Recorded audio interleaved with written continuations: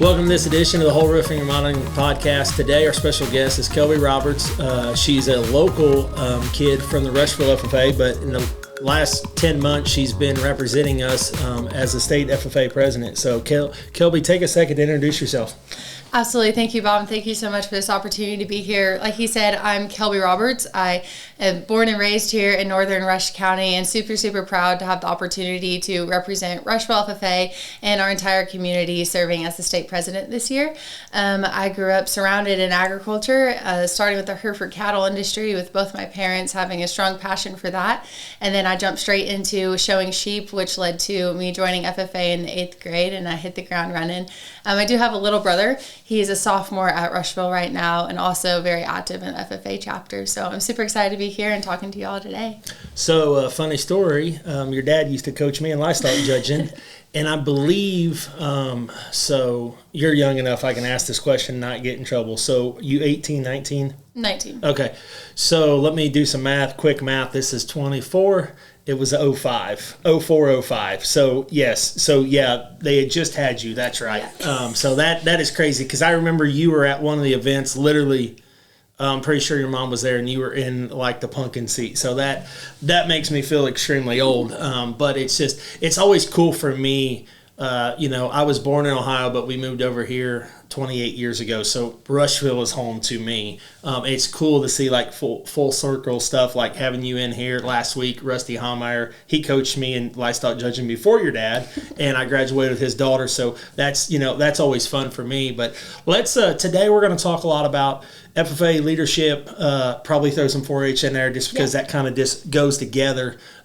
Because I think you have a cool story because I believe you won grand champion at the state fair. I did. And I believe your dad said it wasn't like a high priced lamb, like, it was just a pretty common price lamb that you just quite frankly worked your ass off with, and you got there. I just remember hearing your dad's excitement when I ran into him. So because literally 3 hours ago, I just got back from Entree Leadership, Dave Ramsey Leadership Conference. So, like, I'm jacked up on, like, leadership and, like, like the future of this country. And that's why I love having FFA kids come in because it's just at a different level. So I'll let you talk a little bit about your experience being the Indiana State FFA president the last 10 months or roughly whatever it's been. Yeah. We'll go from there. Yeah, we're down to less than 60 days, so it's been almost over a whole full 300, which is really crazy. 11 months. Being a state officer, it's been incredible. I was in 8th grade sitting down the first day of school, and I told Mrs. Wagner that that's what I wanted to do. And I think that, coming full circle and for it actually happening last June when I opened my letter and saw my name there, and I realized that little dream of mine that I once had, I actually get to live that out. But then, going through the process and living that out, not just as an individual, but with my 6 best friends, living with them full time, living with them full time, like doing all the life things, but also the work things, and then being able to interact with members, which is ultimately why we are all there, has been super cool. But really, I think the coolest thing is everything I've learned about myself and the growth that I've been able to see. And I know on my birthday, I was talking to my best friends from here back home, and they're like, Kelby, you are a totally different human than you were a year ago. And I think that's really cool to see that transformation, because if that's happening, for someone that's gone through hours of leadership training and someone that's at the high level, we don't really see it as a high level, but the other members do, to see that transformational growth, just understanding that the members from anywhere, fifth down to 5th grade, now that National FFA allows 5th grade members, that's continuous and it's happening all the time. So it's been a really incredible opportunity for me as far as growth and maturity. And I'm super excited to go to college and to take everything that I've learned this year. Not super excited to leave my teammates and move out, but really excited to see what this year has done for me and see it put into action outside of the Blue Jacket. So the people that don't know, when Indiana is unique in this, because I think there's only a couple states from what I've heard, where the officer team lives on the Leadership Center property in Trafalgar. And like you say, you're literally living with them for a full year. You You got a lot of stuff planned. You're very busy. It's probably about 2 or 3 full-time jobs crammed into one year, if we're being honest. So and I know you guys go through a lot of leadership stuff. About messed that one up, Adam, for you. But talk a little bit about like what you've learned, and some of your cool experiences over the last year. Yeah, so I think one thing I left out of my introduction that is probably really important. I'll be attending Purdue University to dual major in agricultural economics at the pre-law and policy concentration in political sciences. I had never been to DC before this year. Now I've been twice, and that started in July. We loaded up, took a 12-hour trip as a team in the branded FFA Suburban. Talk about getting close really quick after only living together for a couple of weeks. And we spent about a week, like 5 days out in DC, getting to know all the other state officers from across the country, getting to hear about their experiences because not very few of them are living together. Mm-hmm. So being able to talk about that, connect with them, meet with them, but also talk about agriculture and advocacy happening on a national level, and then Capitol Hill. So that opportunity and experience is definitely unmatched for me and sits very, very high at the charts. And then as far as just like the growth that we have within the walls of the house is actually so incredible, because when you're living with someone, you get to see all aspects, and then you're also getting to do the leading and the working with them. And so being able to have those like open, honest conversations, hey, for my teammates being like, hey, Kelby, I really like the way you do this. Like, what about this? And so being able to really help mold each other has been super, super cool. And that happens on the days off that aren't included in our hundreds of hours of training. And then we go through an insights training with executive committee. And I was blessed to be able to do that as a district officer, as district president the year prior, but also being able to see those insights colors and how all the colors of our team comes together is super cool from a personality standpoint.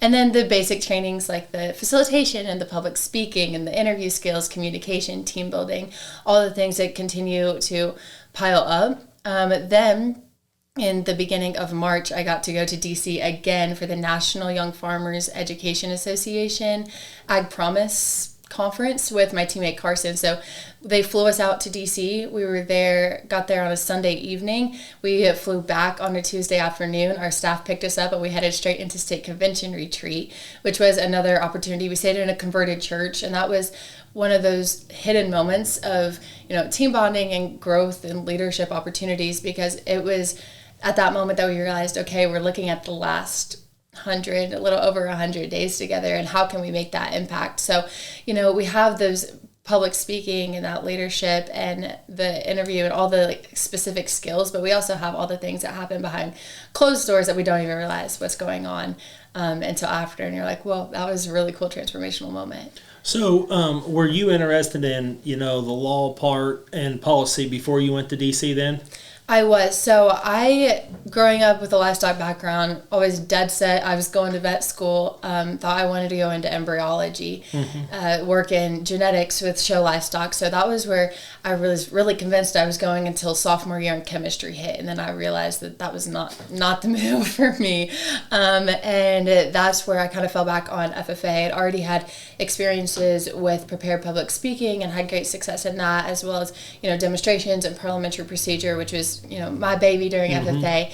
And so those experiences that I had and the skills that had built me, 8th grade freshman year and then into the beginning of my sophomore year, and talking to Mr. Orm and Mrs. Wagner, it was one of those things like, okay, you really love agriculture, you really love to talk, how can we merge those? And I've always had that interest in politics and policy and the current issues that are happening in the world, and how that all goes to reflect on the producers, but also the consumers. And so then being able to merge those interests and realizing that it does have a distinct impact.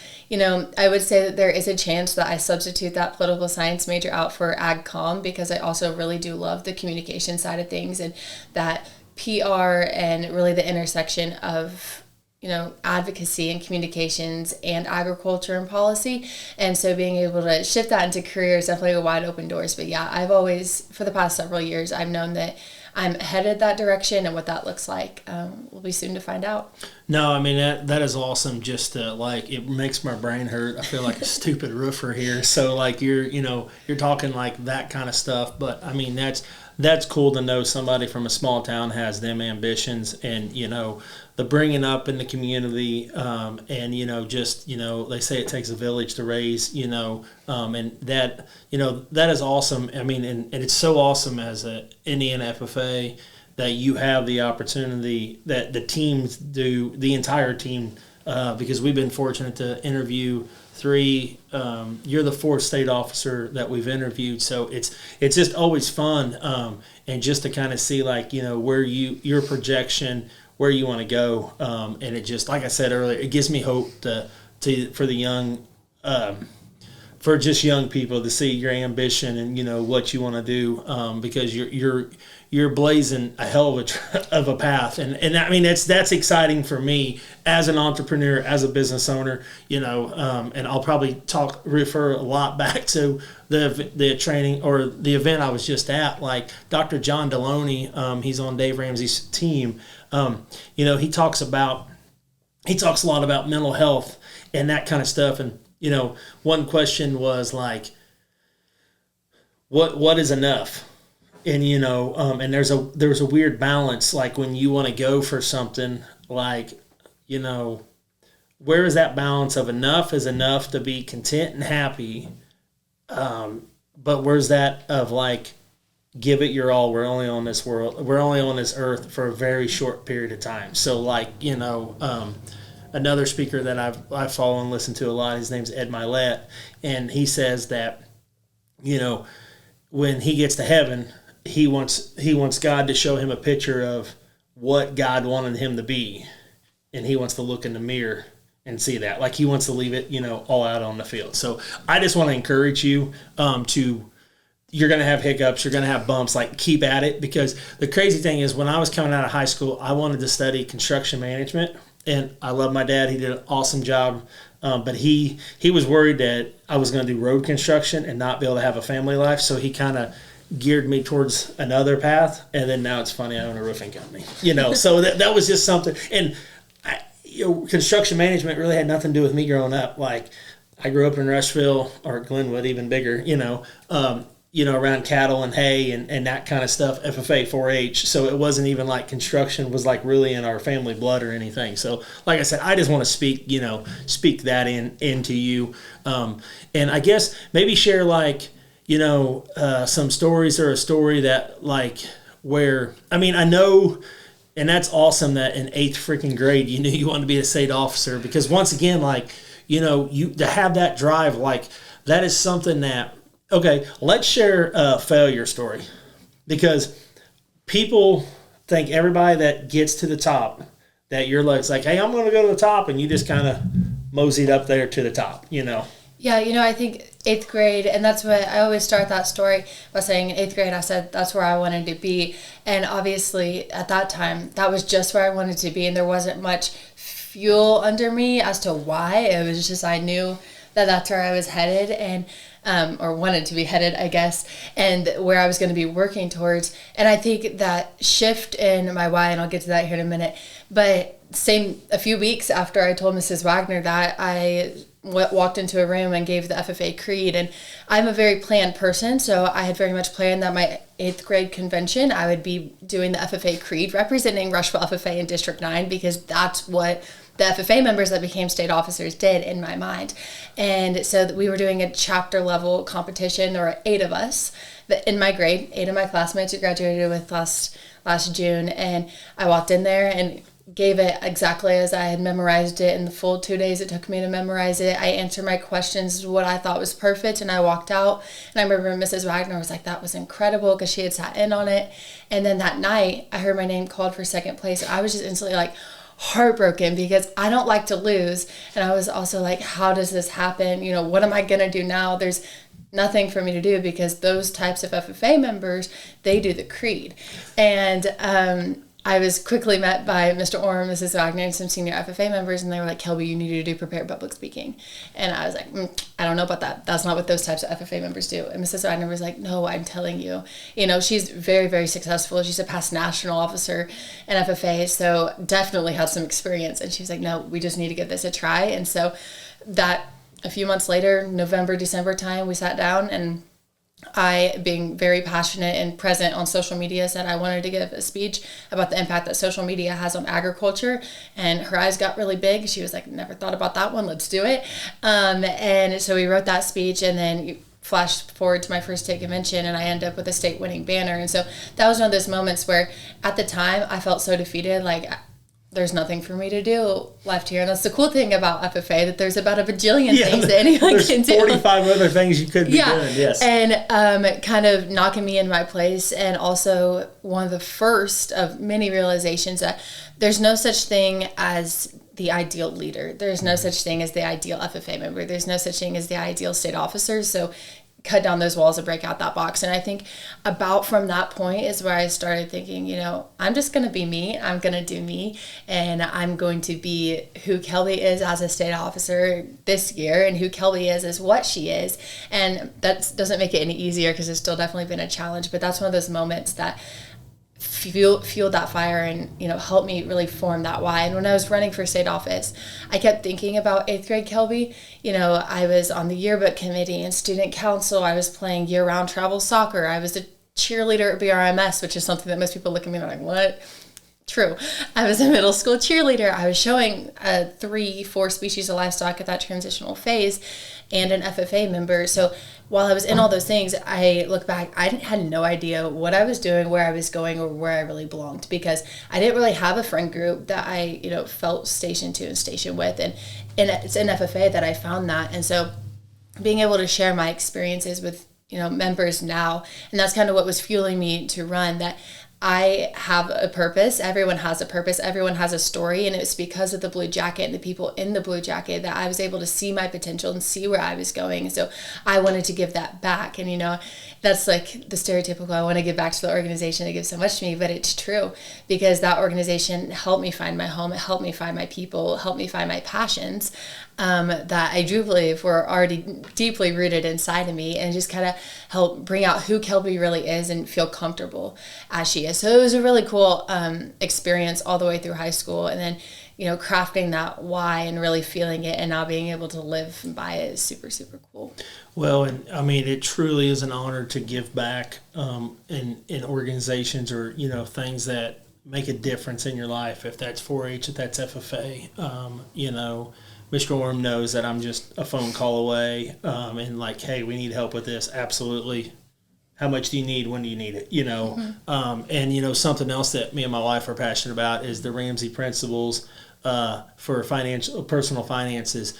So we sponsor that in the schools, just because that kind of stuff is what made a difference, in my life, in our life. 4-H FFA when I was younger, the Ramsey principles. But what is so awesome about the Ramsey principles is he's so much bigger than just get out of debt and live real frugal. Like, it's take it and like invest in people and love people and that kind of stuff. And like, and that's what, you always hear a lot of talk, like when FFA is in Indy, like, holy cow, we've never seen that many kids and that well behaved.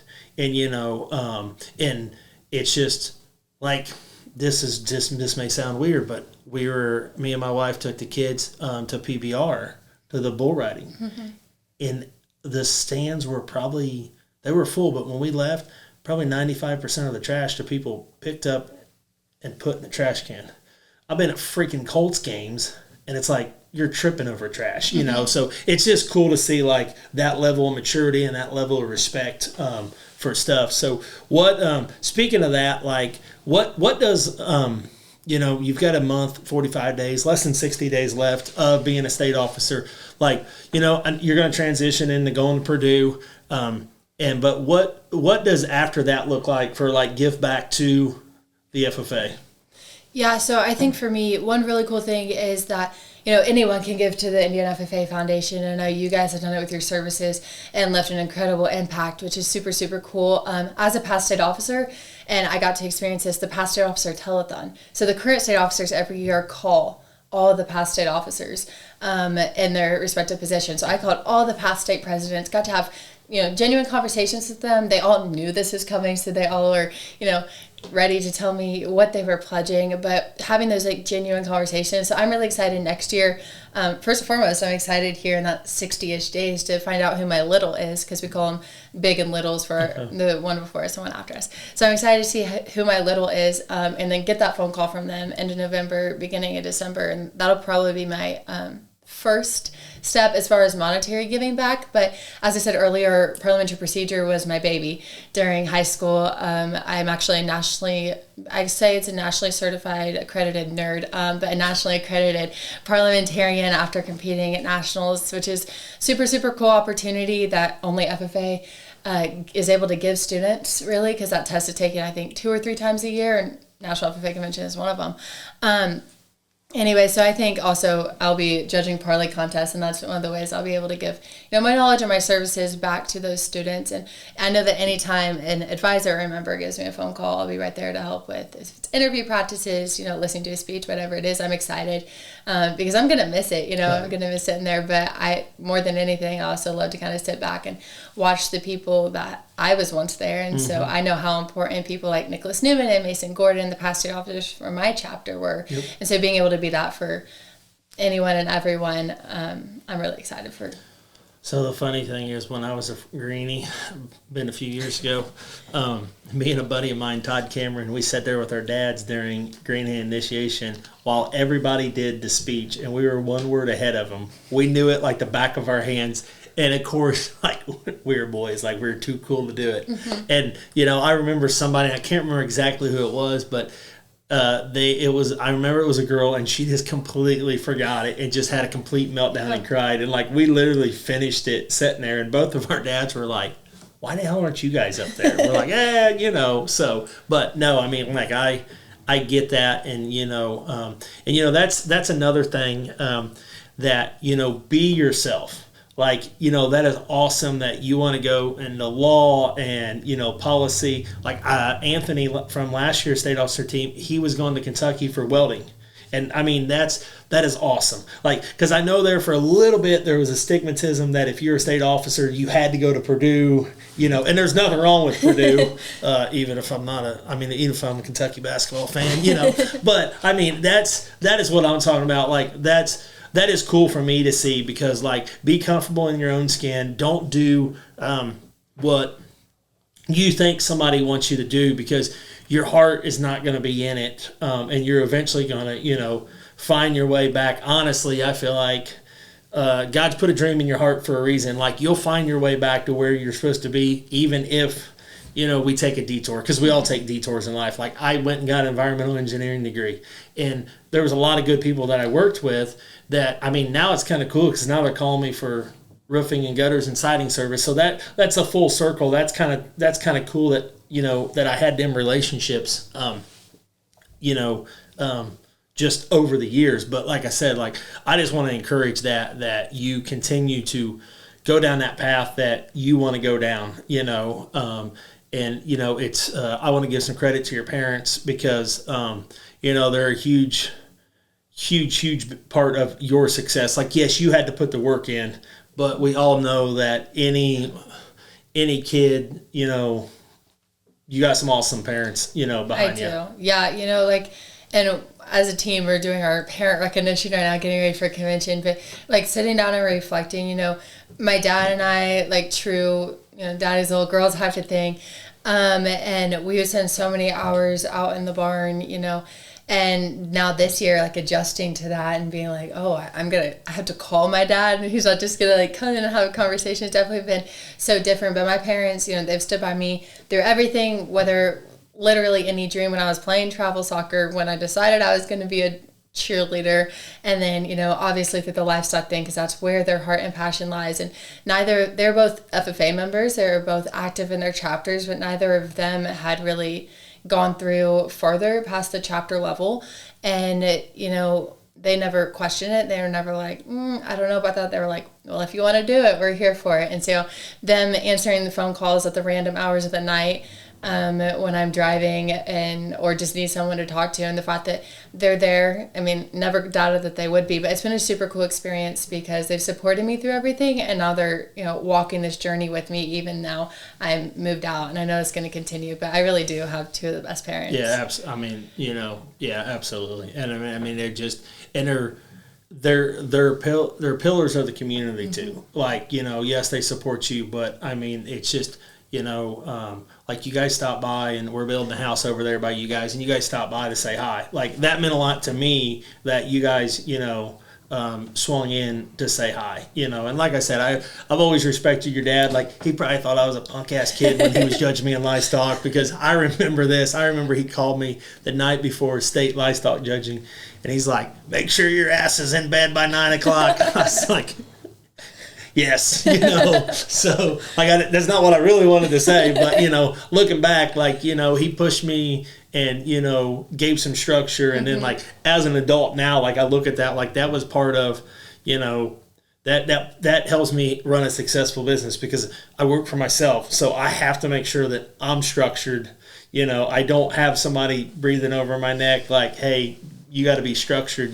So that is yeah.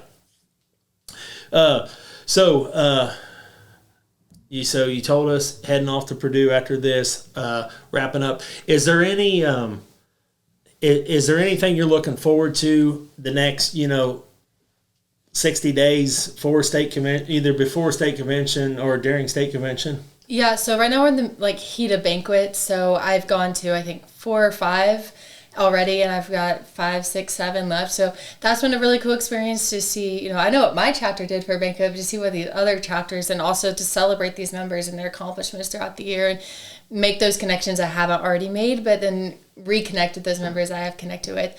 My teammates and I are also really, really focused on spending these last 60 or fewer days left together, making those memories, because you talked about blazing your own path, and I would say my team definitely does that. 4 of us are headed to Purdue, but one's headed to Oklahoma State, one to Kansas State, and one to Kentucky Mountain Bible College. So we really are going to be all spread out, and we look forward to cheering each other on from a distance, but it's also going to be different after living together for 365 days. So cherishing every last minute, and then also making sure that everything is aligned for state convention, so that we can give those members, the parents, supporters, anyone in attendance or watching online, the experience that we have gotten from conventions in the past.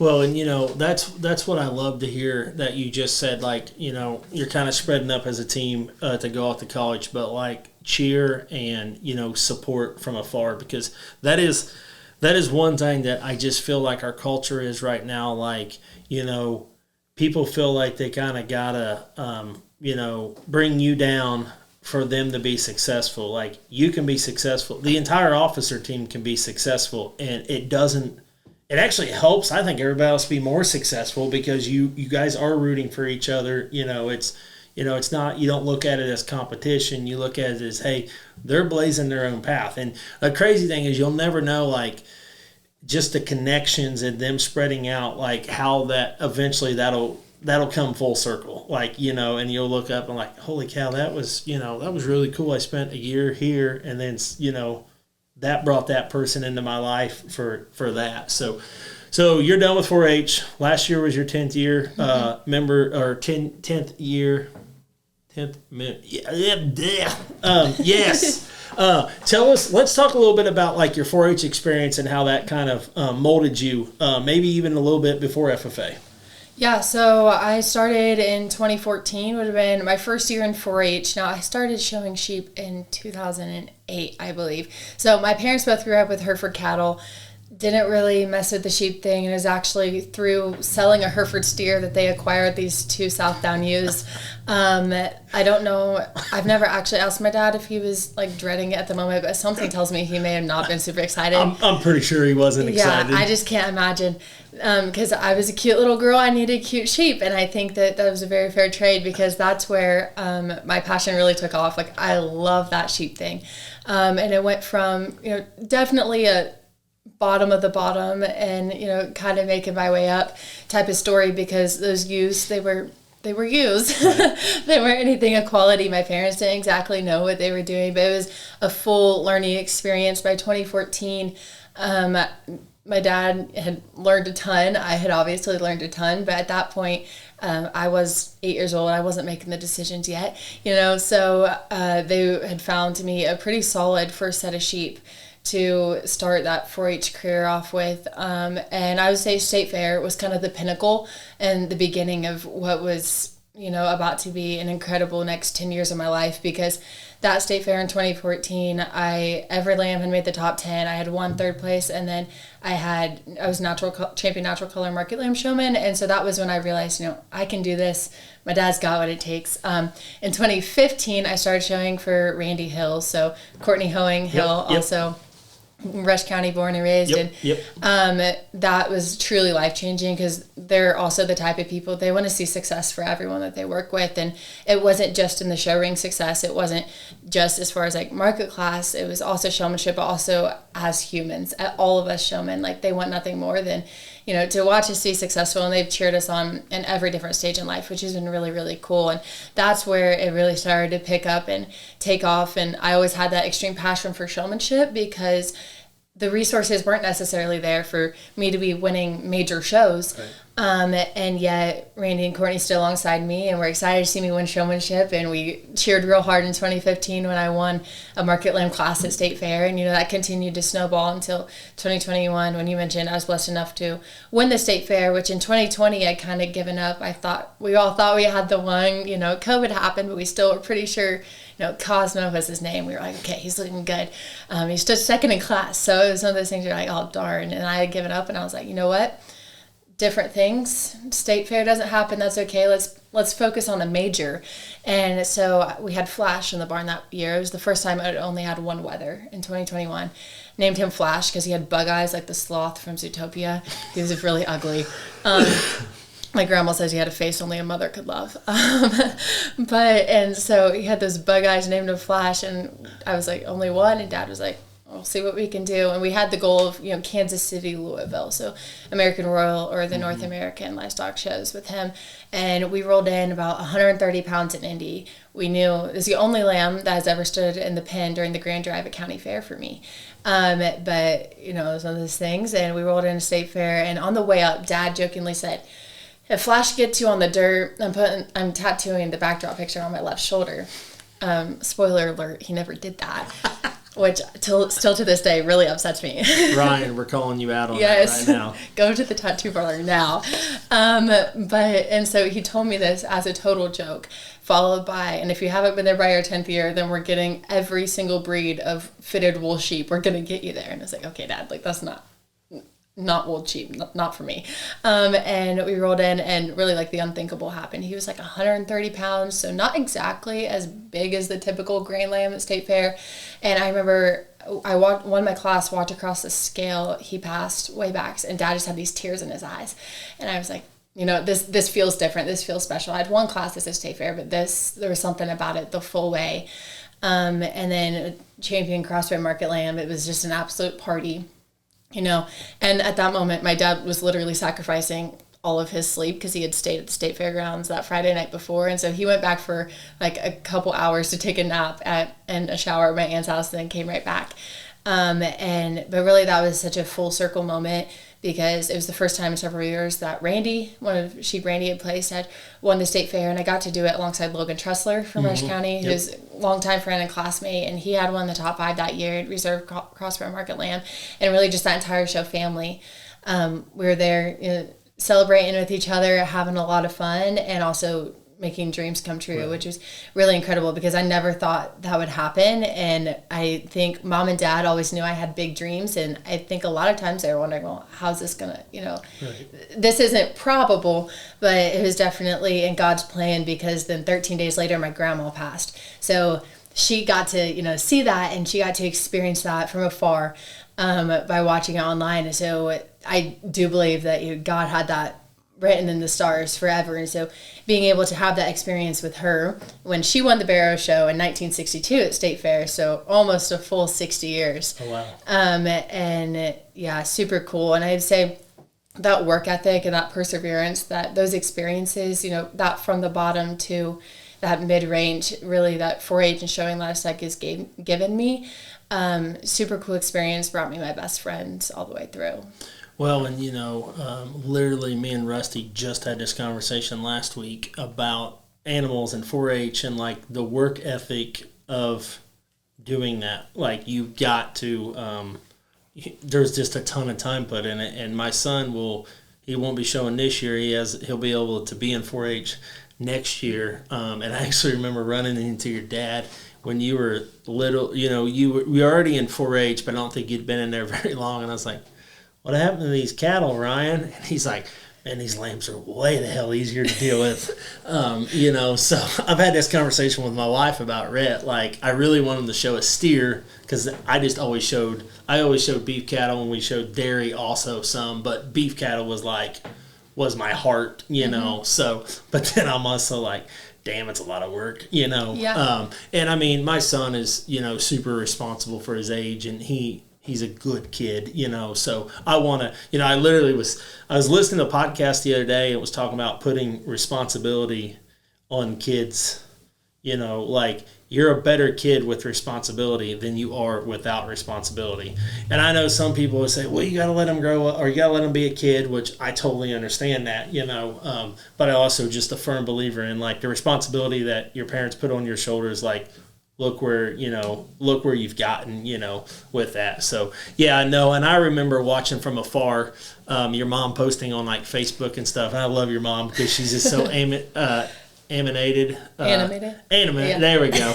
I cannot talk today at all. I was trying to say something earlier. Emily had to repeat it like 6 times. And she was just so proud, and, oh, my gosh, she just won a class. And, oh, my gosh, and I was like, holy cow, like, that's going to be kind of cool. Like, because I was kind of watching it. I was like, wow, there's like a legit chance that she can do this. Yeah. And like I said, when I remember running in your dad later, a couple of months later, and just to hear him, tell that story. And like I said, like I've watched him, coach livestock judging. And it's funny you say something about Courtney, because Courtney, I believe, was a freshman when I was a senior. And I was really good at cattle and hogs judging, and I hated judging market lambs. Like, I could get ewes fine, but I sucked at judging market lambs. And I'll never forget the time that she jumped up on the table in the ag room, and she's like pointing, like, she's like, how the hell can you not see that number 2 is better than 3? And I'm like, I struggled with market lambs, so there you go, Courtney. I remember when you yelled at me 20 years ago about that.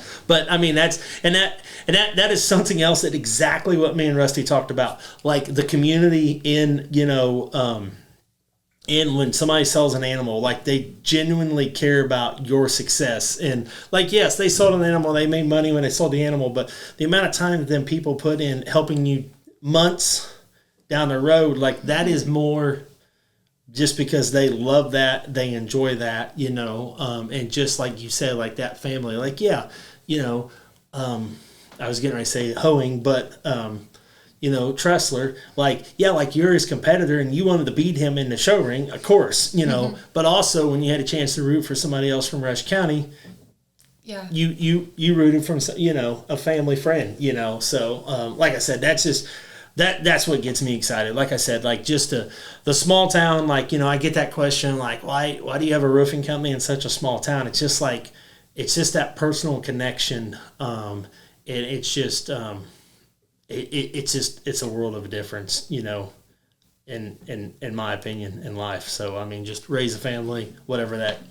looks like. So, yeah, I always tell my teammates I come from, at the beginning of the year, I said greatest small town in America, but I have a teammate who comes from a county where none of the towns have a mayor, so he's like, that's not a small town. I said, fine, I come from the greatest hometown in America. And they do get annoyed, but I do think that they, as many times as I've brought them here, brought it up, I do think that they see it, they just won't admit it. Yeah. Well, and like what I tell people about Rushville, like just like what they've done downtown, and there's people that hates every politician, and but like genuinely, I feel like Rushville's done a good job on,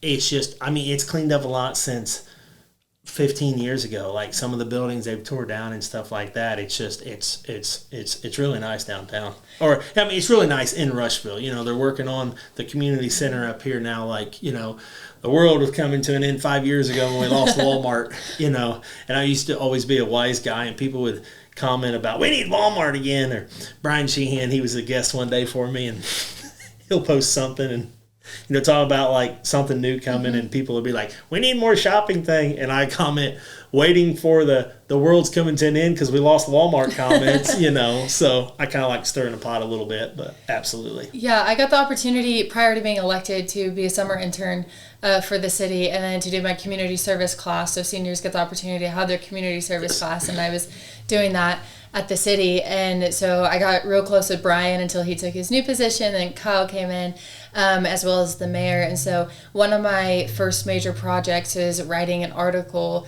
about the growth that Rushville has seen in the past 10 years. And, you know, I remember experiencing it and like seeing the difference, but to me what it is, it's, you know, I've always seen it through rose-colored glasses because this is where I've grown up. But it truly is incredible what the leadership has done and how they changed everything down here. Yeah, Brian literally did the podcast, and it wasn't public yet that he was leaving. And I mean, he sat there and did the podcast like nothing was different, you know. And then literally like right before we go to post it, like he post that, and I texted him. I was like, hey, congratulations. He goes, did I do a good job? I was like, no, you did great, you know. So, and like I said, that was, you know, that's cool to see that opportunity for him, because the crazy thing is, I ran into Brian Sheehan several years ago, and when he was working for Herjig Petroleum. And our paths crossed due to me being in environmental consulting. That's when his wife was fighting cancer. And I did a communion meditation out at Plum Creek, and him and his wife was out at Plum Creek. That it was kind of a full circle thing. So that was pretty cool. So just a few questions here before we wrap up. You know, I got a nice little cheat sheet here. You know, what would you love for me to know about you that I've never asked? Yeah, that's such a tough question. Because there's about a bajillion things about me. Let's see. I love, you know, Rushville. I love Rush County. I think for me, this is a really cool full circle moment because, you know, before I knew that you knew me, and you know that like intersection, like my parents, I remember because when we were at Center Christian Church one day, and my mama worked in the nursery, and you had taken your kids in there, and they were like, my mom was like, oh yeah, it's Bob and Emily Hull's kids. Like I was supposed to know who you were. Right. And then, you know, a few years later, like when I became super involved in FFA, then you guys started to really grow that involvement in the community. It was super, super cool. So full circle moment to see that, be like, oh, their kids are in the nursery. You know, my mom had explained the whole livestock judging thing. Yep. And then to see like that growth on both parts, you know, for me to be able to, you know, hopefully, you know, making an impact in the community, as especially like with the relationships I've been building with, you know, the FFA members and stuff, but also then to see the impact that you guys make is super, super cool. And I'm super glad to be here. I was so excited when I got the invite, saw it on my Google Calendar. I was like, oh yeah, this is awesome. No, and I mean, and what you don't realize, you know, 4 or 5 years ago, like, I'm watching you grow up, you know what I mean? Because there's that generation gap between your parents, me, and you, you know, and like I've always respected your dad. Like, you know, that is one thing. The older you get, you will look back at like the coaches, and I mean, Mr. Orm, like he's such a humble guy, but I talk a lot about your legacy and like, what do you want your legacy? I mean, his legacy, holy cow, like his legacy is imprinted in his business. You know, the people that work for me and their kids, like Mr. Orm's had a part of making these kids' lives better, you know. So like, especially like now that I'm older and I look back, I'm like, holy crap, like he wasn't getting paid to do that. He was spending his own gas money. I mean, you know, like, and like he invested in me for the love of it. Like it wasn't like we were gonna, you know, yes, I mean, he can be proud and carry that when we place well or something, but you know, it's not like he's getting a contract to coach, you know, the national livestock judging team for $1 million a year. So like I say, like that is one thing, you know, that you just look back, the older you get, you appreciate that kind of stuff. You appreciate the connections. Because I never forget, your dad referred a job to us. And, the guy called me. It was funny. One of my sales reps was right down the road, and he called me. He's like, come to my house next. I need a roof. I'm like, okay, who am I speaking with? Well, Ryan Roberts, he told me to call you a year ago. I was like, okay. And, so like to get his referral, like that means a ton to me and to our family. So like I said, like, and it is cool because, that's the quality of your parents, like rooting for other people, pouring into other people. Like that's why you're who you are and where you're at. Like, there's quality of our parents that you're like, oh crap, I got to work on that, but I also try to look at the positive of like, okay, what qualities do I get from my parent, from your parents, whatever that looks like. So that's always fun because like we started this, and everybody wants to do a podcast, everybody wants to be heard, and I wanted to be different, and I really wanted it to be about our community, our East Central Indiana, because our business is way bigger than Rushville. Like I'm proud that it's based in Rushville, but we cover a decent sized area. So like, I just always like, I want it to be beneficial when people listen to this, or, I want to, be able to give you a platform to talk where like you can make a difference that, there may be some young FFA member that watches this and they're like, holy cow, like I want to be like her when I grow up, and there are, and that's what we don't realize at your age, like the people that look up. And there's sometimes you were excited about that, like, like that that means a lot to me because I'm like, it's, a lot of people usually, I'm super nervous. I'm like, I promise you, like nobody's died doing this yet, so, and we won't let you be the, the first one, but no, I mean, like I said, that's the love of FFA 4-H, the small community, and just good people giving back, and just truly loving on their community. If that's rooting for their small business, if that's rooting for their neighbor's kid in FFA or 4-H, or whatever that looks like. So thank you for that. So last question here. If I could do one thing to make your life better, what would that be? Man, I've always been coached, don't get tripped up on the interview questions. They've been sitting in front of me to hear the whole time, and I'm getting tripped up. I think the biggest thing is just continuing to give back, to the community. I know you will, because what I've seen and what I've experienced, you last year at State Convention, you sponsored our members to go to State Convention, and for me, I stayed up there for pretty much a whole week, and I'm sure Mr. Orm is, because Mr. Orm had always told me, we will take that invoice from the state, the chapter will cover it because what you're doing, that's really important to us, which I think is so special. But the amount of money that it cost for me to stay up there, and Mr. Orm was like, no, we got that. And I know that comes from the support of community members and community organizations like you guys. And so being able to continue to give those members, not just me, but really anyone, that opportunity, and not just for me to stay up there for those 7 days, but to have that giant cheer block almost of members that were there last year to cheer me on. And as soon as Slate passed and the gavel was done and it was official, they all rushed up to the stage. We're like, oh my gosh, can we get a picture with you? Being funny because they've known me for a long time and I've known them, but just being able for them to have that experience, because as much as it is a core memory for me to be on that stage, I remember what it was like when Nicholas was elected and when I was one of those members rushing up to him.